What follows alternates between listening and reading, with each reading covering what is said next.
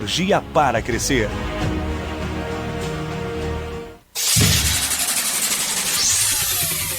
Começa agora o Folha no Ar, primeira edição.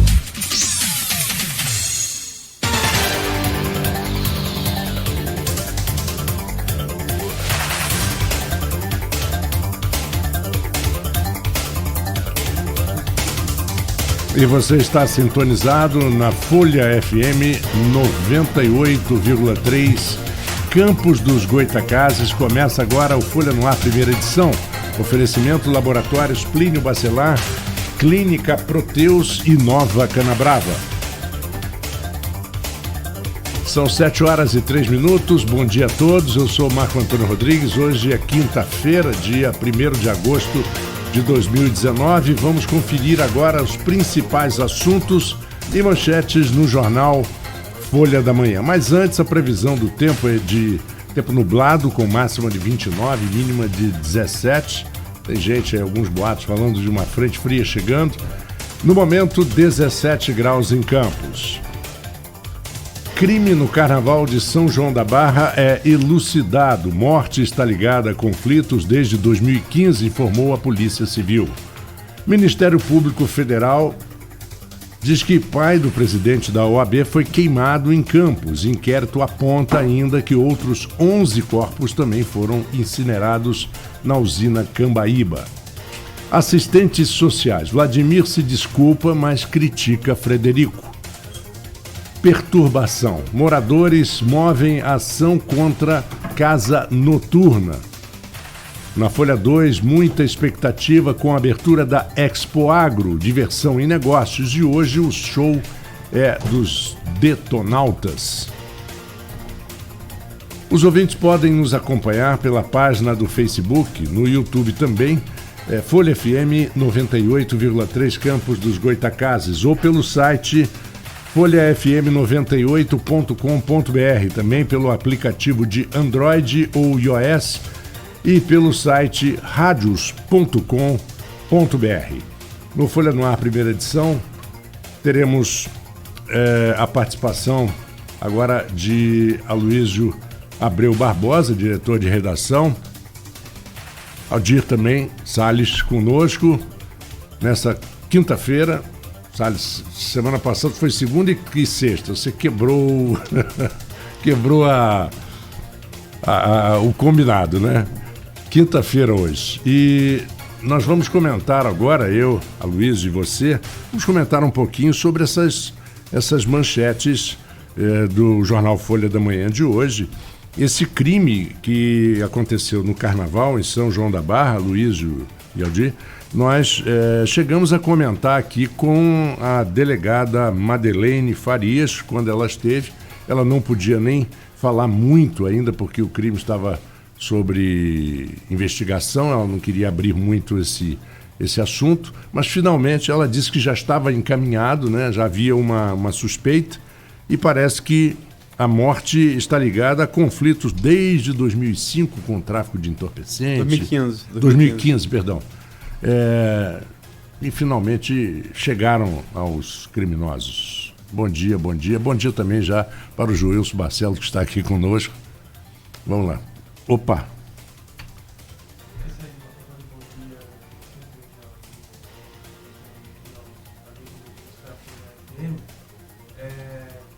Realmente, nesse caso, chamou bastante atenção durante o Carnaval, crime bárbaro no meio do desfile, né, São João da Barra.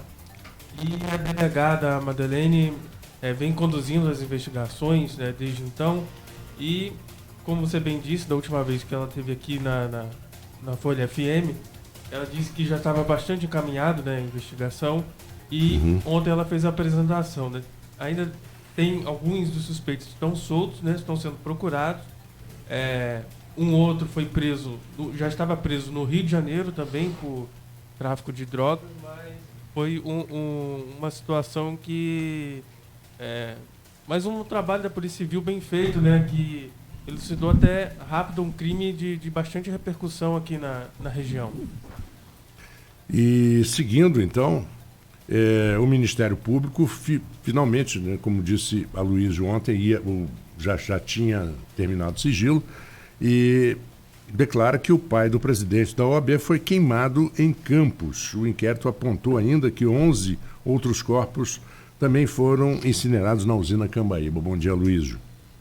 Bom dia, Marco. A gente ainda não conhece o inquérito, né? A gente só tem o resultado dele, que estava, acho que bom dia, Marco. Bom dia, Joilson, que a gente vai entrevistar a parte do segundo bloco. Bom dia, Odir. Marcou o doutor para depois, Odir? Bom dia, Beto. Bom dia, Ícaro. Bom dia, sobretudo, ouvinte da Folha FM. O Flamengo venceu ontem. Não sei se você está mais ou menos um pouquinho de ressaca. Você sabe que eu liguei a televisão? Desculpa também, porque hoje vai devagar, vai modo drive. Não, mas ontem eu liguei a televisão 20 minutos, né? Bom dia, 20 Mauro minutos. Silva, que está chegando aqui. Grande Mauro. 20 minutos de jogo, o Flamengo já metendo 2-0, eu desliguei, vai ser de 5. 6. Não, eu acho que ontem, só para falar o jogo de ontem, esse técnico português, Jorge Jesus, o time havia feito a mesma coisa com o Atlético Paranaense. A diferença é que não fez 2 gols. Foi uma blitzing muito grande, assim. Ele tem essa característica. O Gabigol fez 2 gols, né? Então foi a diferença, porque os 20 primeiros minutos contra o Atlético Paranaense, não estou dizendo que não mereceu perder, mereceu. O time que perde 3 pênaltis merece perder. Mas é verdade. Mas assim, foi uma blitzing. Foi. Os pênaltis ontem foi bem diferente. Né? Também, pô. Aquele de Diego ali, pelo amor de Deus, né? Até eu bato melhor que aquilo. Todos eles bateram alto, né? Foi treinado bastante. Mas enfim, o caso do MPF. Eu ontem fui apresentar filme no Cineclube, estava apresentando, até chamei, o ouvinte deve se lembrar, que convidei para ir ao Cineclube apresentar Hamlet, que talvez seja a maior tragédia da dramaturgia ocidental. E aí, na cena do filme e da peça em que Hamlet acha o crânio de Yorick, Aldir me liga. Aí eu falei, porra, o que tá vendo? Aí desci não pude entender, na hora eu tava numa projeção de cinema, aí desci, e liguei pra ele e fui saber o que estava acontecendo. Esse é o resultado do MPF, né? Veja bem, é bom frisar isso pro ouvinte. A gente não conhece o inquérito, a gente conhece o resultado antecipado dele. Uhum. Né? O MPF, Ministério Público Federal, né, essa investigação começou com o procurador da República anterior, Eduardo Santos Oliveira, e hoje com o Guilherme Virgílio, né? E soltaram, e hoje me ligou, porque eu vinha cobrindo, eu cobri esse assunto na segunda, cobri esse assunto na terça, justamente quando eu estava ausente, vendo uma maior tragédia da dramaturgia ocidental. Fui saber da tragédia Goitacá, né? Campos, segundo o MPF, colocou, se isso provar a verdade, é uma Treblinka, né? É uma Auschwitz dos presos políticos do Brasil na ditadura militar. É uma coisa ruim para Campos, né?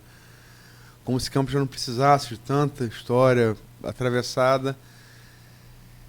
Muito se fala em Campos que em Campos as coisas não dão certo, porque temos escravidão, e morreu muita gente aqui, não sei o quê. E agora a gente tem esse outro peso aí.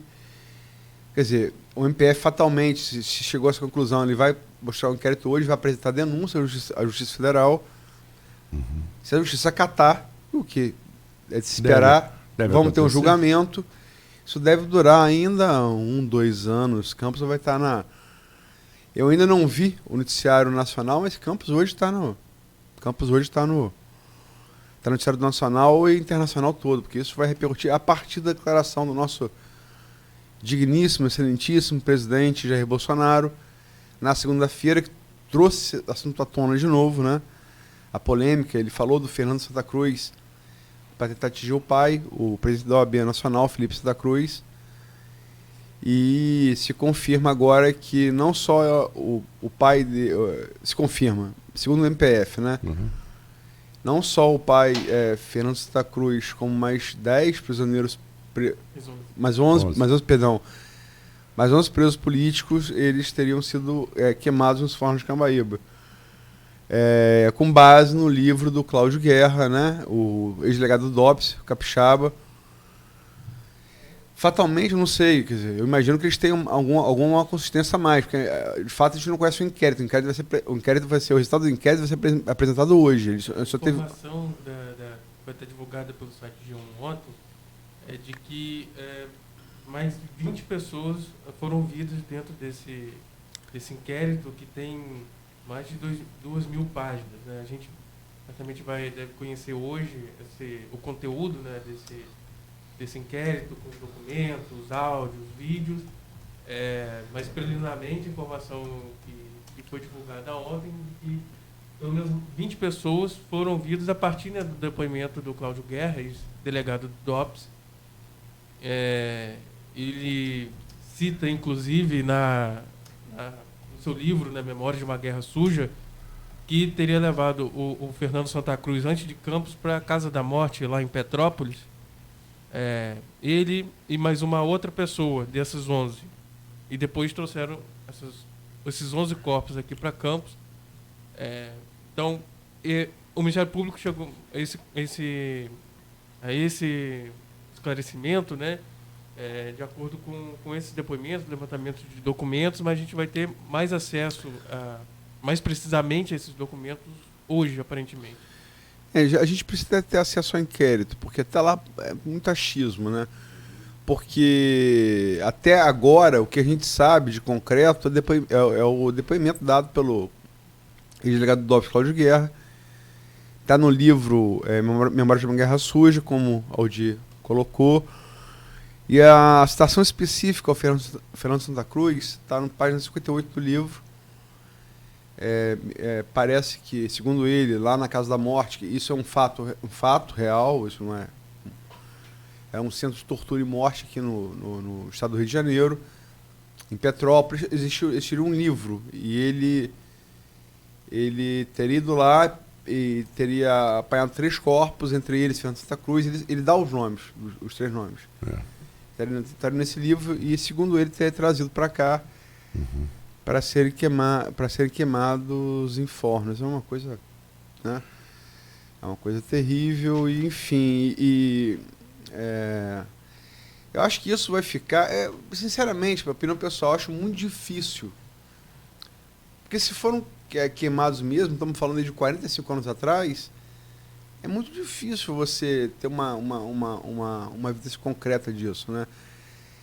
O interessante desse inquérito, assim que ele foi revelado, ele pode estar sendo revelado agora, enquanto a gente está falando, e ouvintes estão nos escutando, quais indícios ele teve a mais, além do Cláudio Guerra, para chegar a essa conclusão. Né? Porque Cláudio Guerra tem coisa que realmente você só sabe por dentro, né?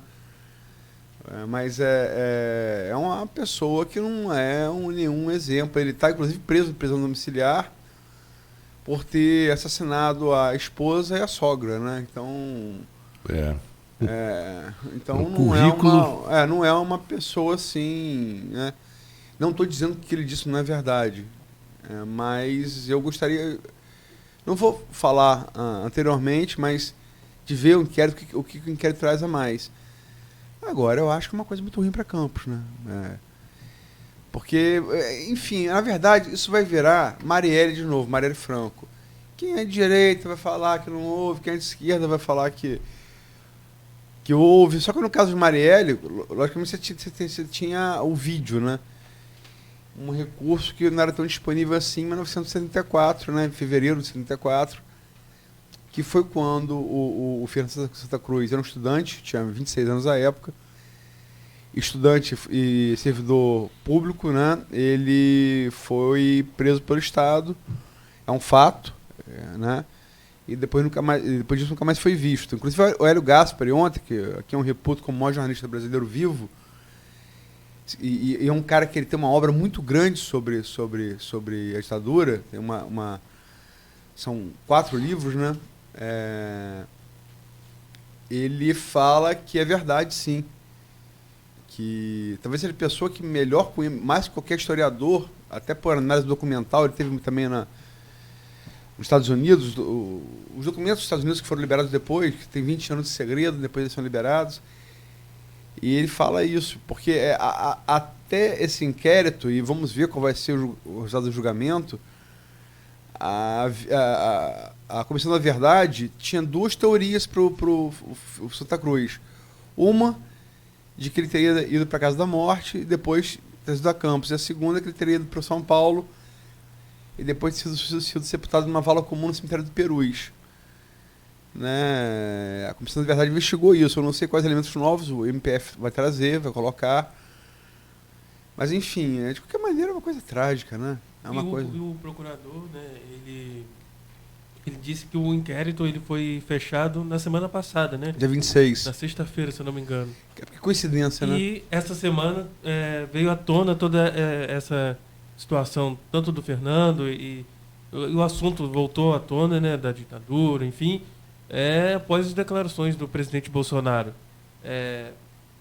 Pouco depois do inquérito ser concluído, ele estava sob sigilo e seria naturalmente revelado essa semana. A gente não sabia o dia, mas naturalmente seria revelado essa semana e acabou que uma triste coincidência, mas importante para a história. E, dependente do resultado, acho que tantas famílias e a população, nós aqui de Campos, enfim, independente do resultado,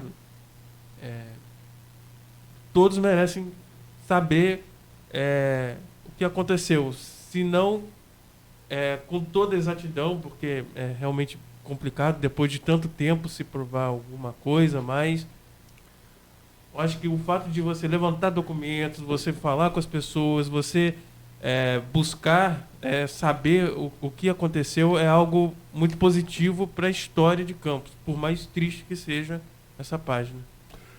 Bom, são 7h20.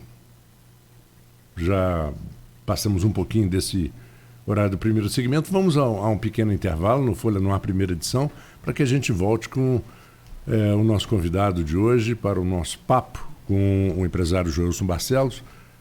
Voltamos em instantes. O oferecimento do Folha no Ar, primeira edição, é de Laboratórios Plínio Bacelar, Clínica Proteus e Nova Canabrava. 2019 inicia um novo ciclo para a Nova Canabrava. A motivação por novas